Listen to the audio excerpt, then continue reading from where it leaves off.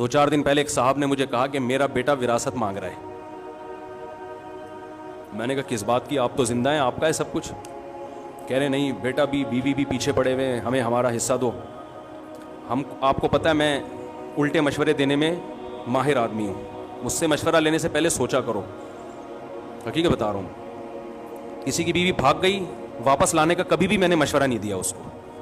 लोग कहते हैं यूं करो शायद वापस आ जाए, यूं करो. मैं कहता हूँ इतना टाइम नहीं है, दुनिया बहुत थोड़ी है, इतना टाइम नहीं कि उसको मनाने में टाइम वेस्ट करो भाई. हाँ आपकी गलती है फिर मनाओ, माजरत भी करो.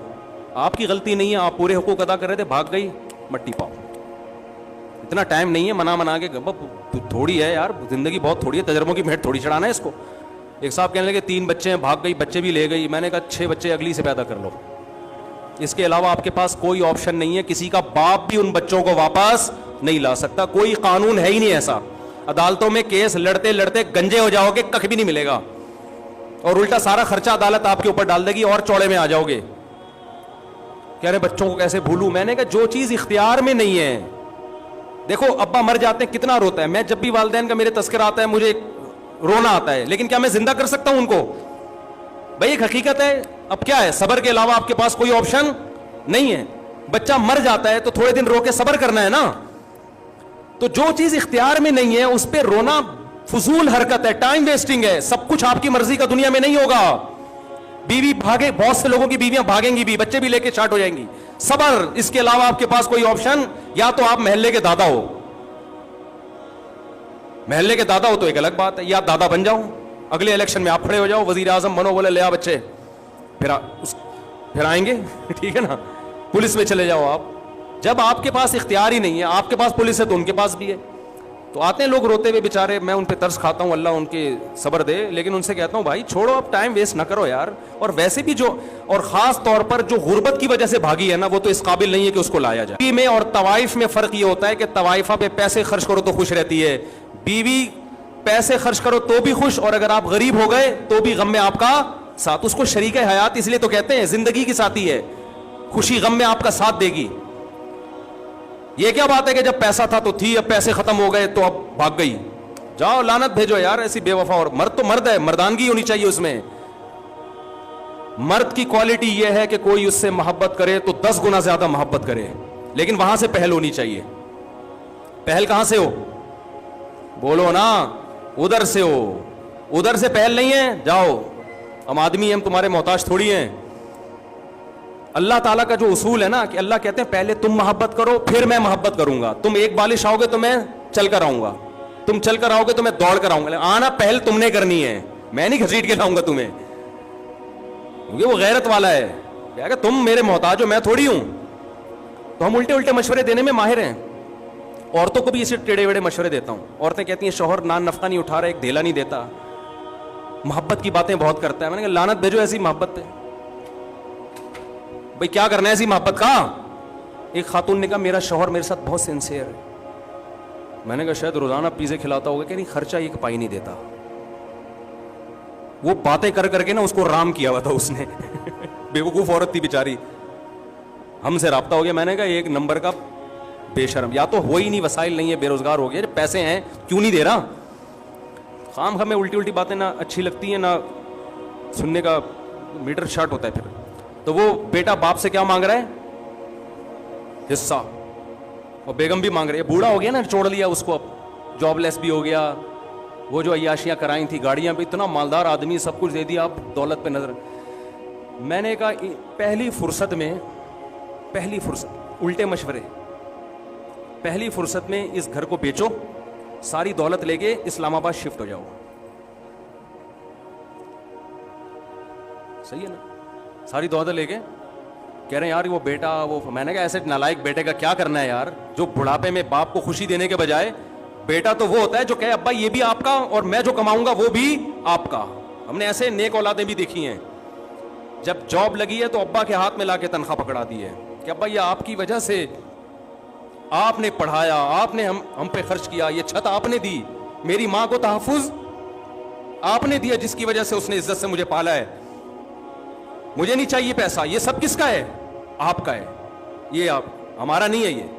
ہمارے شیخ حضرت مفتی رشید احمد صاحب کے والد نے زندگی میں وراثت تقسیم کر دی, اور بہت بڑی وراثت تھی, بہت لینڈ لارڈ تھے, بڑے مالدار تھے. سارے بیٹوں کو پلاٹ دے دیے, جاگیریں دے دی, زندگی میں تقسیم کر دی کہ بھئی میں آرام سے دنیا سے جاؤں گا. 80 سال ان کی عمر تھی, اتفاق سے انہوں نے ایک اور نکاح کر لیا. 80 سال کی عمر میں, بولو بھائی, ایک اور نکاح کر لیا. اللہ کی قدرت, اس سے اولاد پیدا ہو گئی, بیٹا ہو گیا اس سے. تو اب ان کو خیال آیا کہ اس بیچارے کا تو کچھ بچا ہی نہیں ہے, تو سب تو میں بانٹ چکا ہوں. سب بیٹوں کو بیٹیوں کو بلایا کہ بھئی دیکھو میں دوبارہ سے تقسیم کرنا چاہتا ہوں, جس جس کو میں نے ہینڈ اوور کیا ہے اپنی خوشی سے مجھے جو جو واپس کرنا چاہے. حضرت فرماتے ہیں ہم نے کہا اپنے والد سے کہ یہ جو آپ کہہ رہے ہیں نا کہ اپنا مال, جو اپنے پلاٹ واپس کر دو, یہ ہمارے اپنے نہیں ہیں. فرمایا ہمیں اس کو اپنا کہتے ہوئے شرم آ رہی ہے, ہمارا تو ایک قطرہ نہیں, ایک پیسہ ہم اس زمین پہ خرچ نہیں, تو سب آپ کا ہے. دیکھو شرعی لحاظ سے تو بیٹے مالک بن گئے تھے, لیکن اخلاقیات بھی کوئی چیز ہوتی ہے نا. مالک بنایا تو آپ نے, ہمارا کہاں سے ہو گیا؟ حضرت فرماتے ہیں یہ تو ہمیں والد صاحب کے منہ سے یہ جملہ بہت برا لگ رہا تھا کہ یہ ہمارا کیوں کہہ رہے ہیں, یہ بولیں لاؤ میرے پلاٹ واپس کرو. جو غیرت مند اولادیں ہوتی ہیں ان کا ایٹیٹیوڈ یہ ہوتا ہے کہ باپ نے جو چیز دے دی اس کو بھی باپ کا مال سمجھ رہے ہیں, اپنا نہیں سمجھ رہے. جو بے شرم اولادیں ہوتی ہیں وہ باپ سے ان حصہ مانگ رہی ہوتی ہیں. ایک دھیلا تمہارا خرچ نہیں ہوا اس کو خریدنے میں, سارا تمہارے باپ نے دیا, تم کیسے مانگ رہے ہو؟ نبی نے کیا فرمایا؟ انت و مالک لابیک, فرمایا تو اور تیرا مال تیرے باپ کا ہے. زندگی میں اولاد جو کما رہی ہے وہ باپ کو لا کے دے. باپ پھر وہ کہے کہ نہیں بھائی یہ تم کما رہے ہو تو تم خود رکھو اپنے پاس. تو وہ ابا کہنے لگے کہ جو بیٹا ہے نا وہ یوں کر رہا ہے, تنگ کر کے رکھا ہوا ہے اور ایسے کر رہا ہے. میں نے کہا آپ نے کیوں فری کرایا ہوا اتنا؟ ہم جب NCC کی ٹریننگ ہوتی ہے نا, وہ کالجز میں پہلے ہوتی تھی, تو وہ اس ٹریننگ کے دوران ایک بچہ کہہ رہا ہے دوسرے طالب علم کو, کالج لائف کی بات کر رہا ہوں, کہہ رہا ہے کہ یار یہ ابا جو ہے نا, میرے ابا جب بھی میں باہر سے آتا ہوں پوچھتے ہیں کہاں سے آ رہا ہے, کدھر جا رہا ہے. تو دوسرا جواب میں کہتا ہے یہ اسٹائل دیکھیں کہ تو نے ایسے ابا پالے ہوئے کیوں ہیں, یہ بدتمیزی والا لہجہ. تو میں ایسے باپ کو کہتا ہوں تم نے ایسی اولادیں پالی بھی کیوں, سمجھتے ہو؟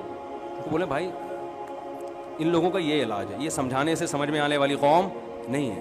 بولے چل نکل پتلی گلی سے, دباؤ یہاں سے, تیرا مال جمع کرا دو ٹرسٹ میں سارے, ٹھیک ہے نا.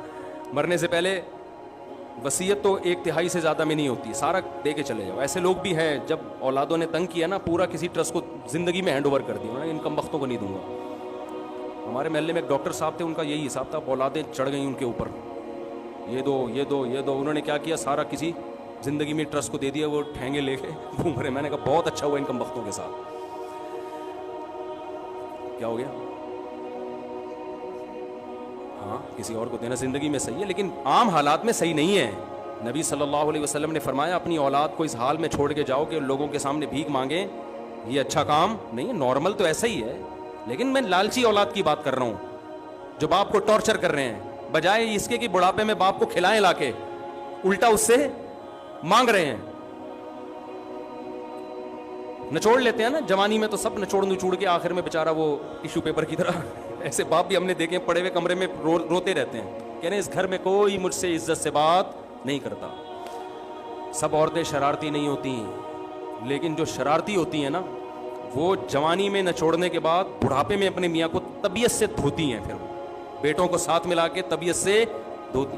پھر عورتیں کہتی ہیں ہمارے خلاف بیان کر رہے ہیں. میں نہیں کہہ رہا کہ ساری ہوتی ہیں, جو ہوتی ہیں ان کی بات کر رہا ہوں, اکثر ایسی نہیں ہوتی, لیکن اس طرح کی بھی ہوتی ہیں جو بہت غلط ہے.